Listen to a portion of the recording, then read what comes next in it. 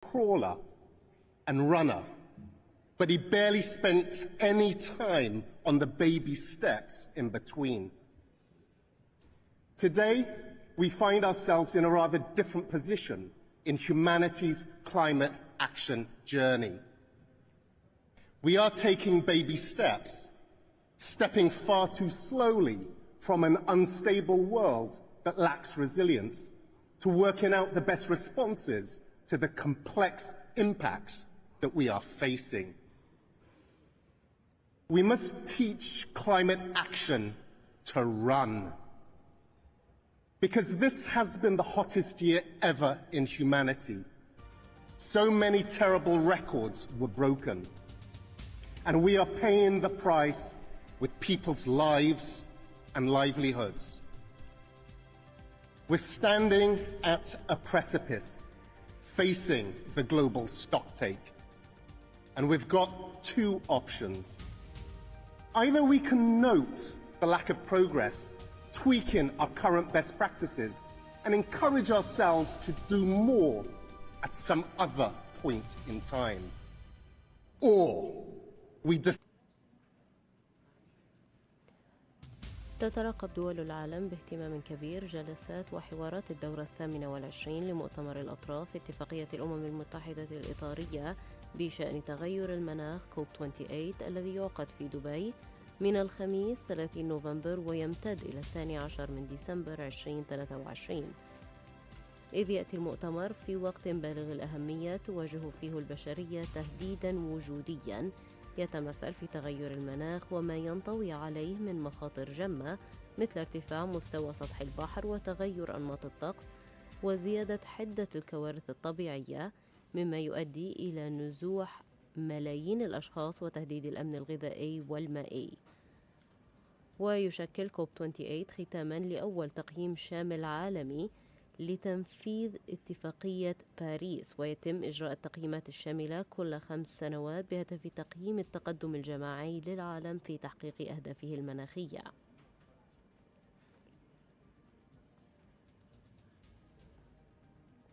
كوب هو اختصار لكونفرنس اوف ذا بارتيز أو مؤتمر الأطراف، وهي هيئة صنع القرار المسؤولة عن مراقبة ومراجعة تنفيذ اتفاقية الأمم المتحدة الإطارية للتعاون الدولي في مجال مكافحة تغير المناخ بهدف التحكم في ارتفاع متوسط درجات الحرارة العالمية والتغير المناخي.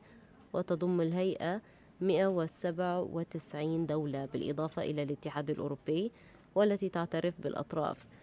ويجتمع مؤتمر الأطراف كوب سنويا منذ عام 1995، وقد عقدت الدورة 21 كوب 21 في باريس فرنسا في ديسمبر 2015، وكان مؤتمرا تاريخيا تمخض عن أول اتفاق دولي بشأن المناخ.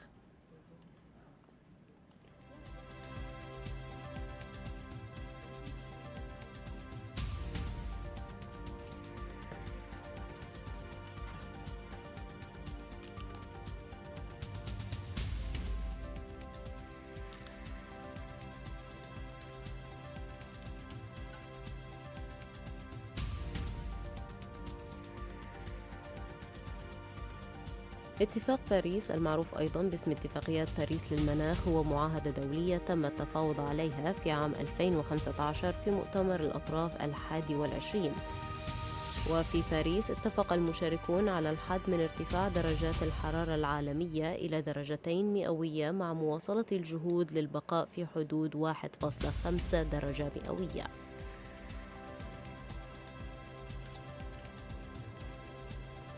وبموجب الاتفاقية يتعين على كل دولة أن تقوم بتتبع وتسجيل والإبلاغ عن انبعاثات الكربون لديها فضلاً عن جهودها للحد منها والتعريض عنها.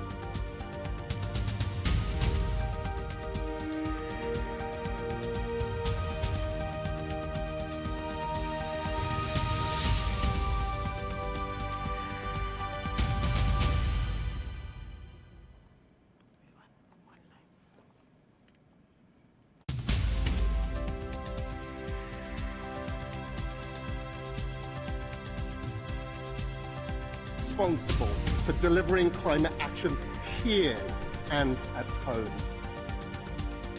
To further ensure accountability, I'm committing the UNFCCC to tracking all announcements made and initiatives launched, so that long after the cameras have gone, we can ensure our promises continue to serve the planet.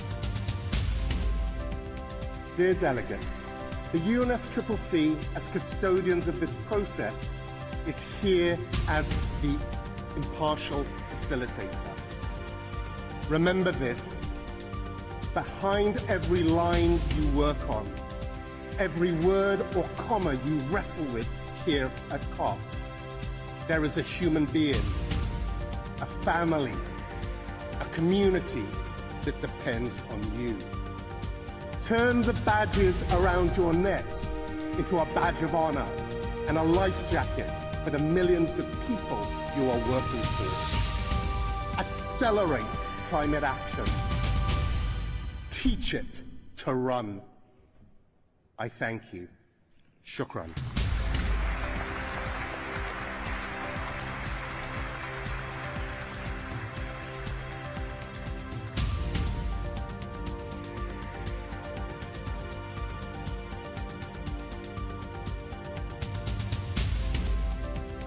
Thank you, Simon. I welcome Professor Tmeskia and congratulate him on his election as the new chair of the IPCC. Professor Skia comes with extensive experience and expertise on climate science and will be leading the IPCC through its 7th assessment cycle. I invite Professor Skia to address the plenary. Professor Skia, you have the floor. Thank you very much. Excellencies, distinguished delegates, ladies and gentlemen, I'm honoured to address the opening of COP28 on behalf of the Intergovernmental Panel on Climate Change, the IPCC, and we are thankful to the UEA government and the UNFCCC for their careful preparation of the conference and for their generous hospitality. IPCC's scientific assessments are ever clearer and more certain about climate change, its impacts and future risks, and options for adaptation and mitigation. Our planet has warmed by more than 1 degree Celsius since the pre-industrial era as the result of burning fossil fuels, deforestation, and the unsustainable use of resources. Human activity has led to changes in the Earth's climate of a magnitude that are unprecedented over centuries and thousands of years. Climate impacts, some of them irreversible, are widespread, rapid and intensifying, from the poles to the tropics and from the mountains to the oceans. And without immediate and deep emission reductions across all sectors, we will not meet the goals of the Paris Agreement. The UNEP GAP report released a few days ago shows that we are headed towards global warming of 3 degrees Celsius if we carry on with our current policies. And let us not forget the gap in terms of adaptation and financing. But there are some promising signs of climate action. In some countries there have been sustained emissions reductions, and these have helped to bend the rising trend in emissions globally. And in the past decade, there have been sustained decreases in the costs of renewable energy. Our assessments have identified multiple options to reduce greenhouse gas emissions and adapt to climate change. And these can be implemented right now, but they need to be scaled up and mainstreamed through policies and increased financing.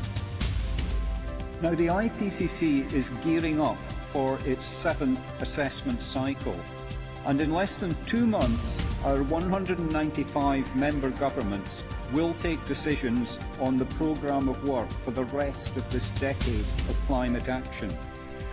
Our aspiration is to make effective use of the best available science to deliver focused, policy-relevant reports, and to do so in an inclusive fashion that represents all perspectives.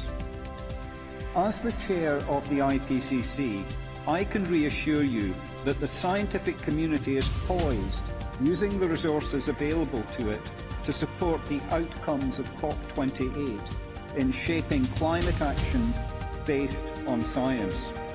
But finally, let us recall, science by itself is no substitute for action. I thank you.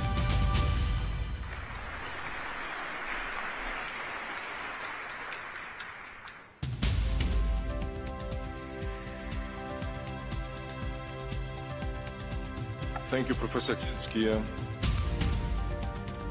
Excellencies, distinguished delegates, this brings us to the end of the opening ceremony of COP28. Delegates, please remain in your seats. We will continue with the first plenary meeting of COP28, followed by the first plenary meeting of CMP18 and the first plenary meeting of CMA5.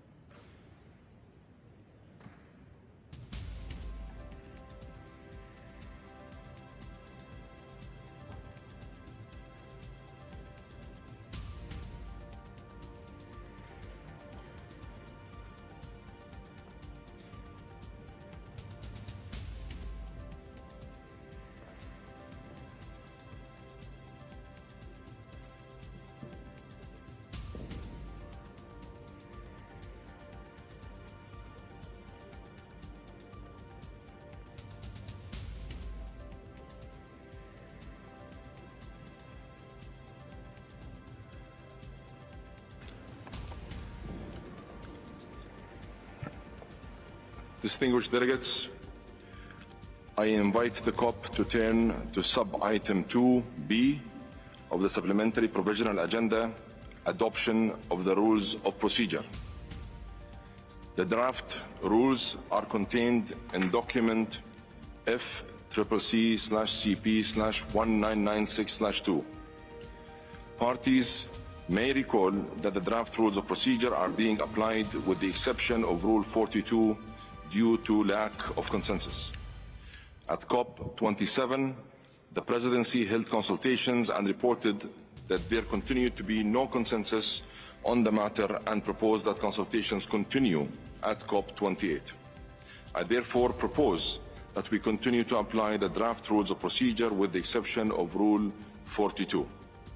I propose that Mr. Ahmed Al-Ghardaqa, a senior